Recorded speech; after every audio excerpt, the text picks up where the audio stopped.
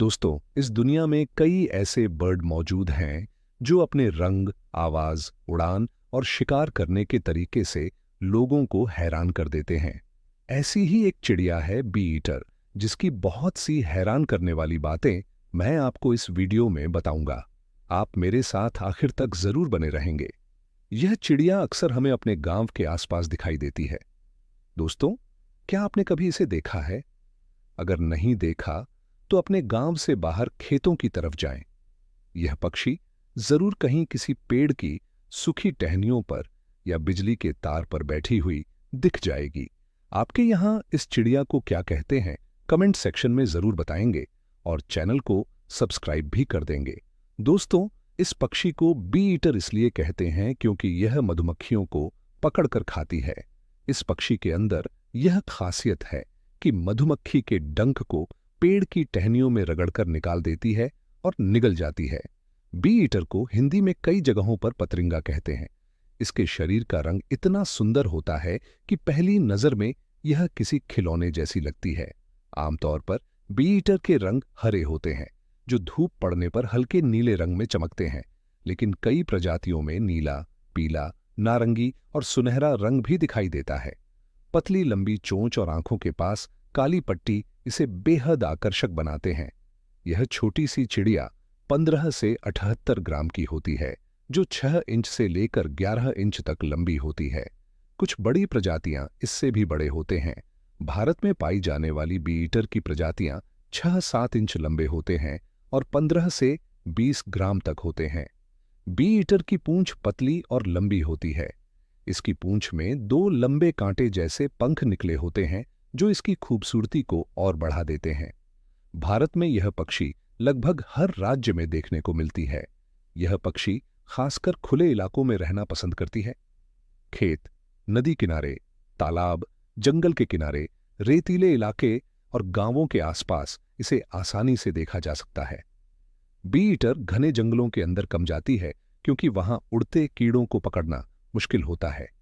इसे ऐसे इलाके पसंद आते हैं जहां खुला आसमान हो और बैठने के लिए तार या सूखी टहनियां मिल जाएं। बी ईटर अक्सर झुंड में रहती है।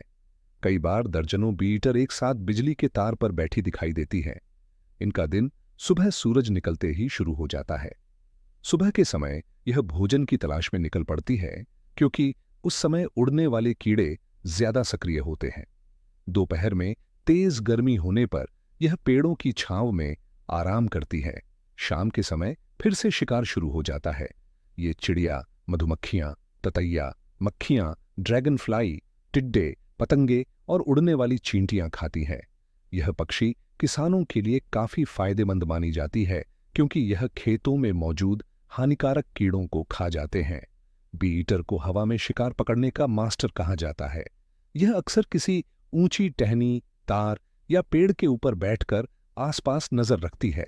जैसे ही कोई कीड़ा उड़ता दिखाई देता है, यह अचानक तेज रफ्तार से उड़ती है और हवा में ही उसे पकड़ लेती है।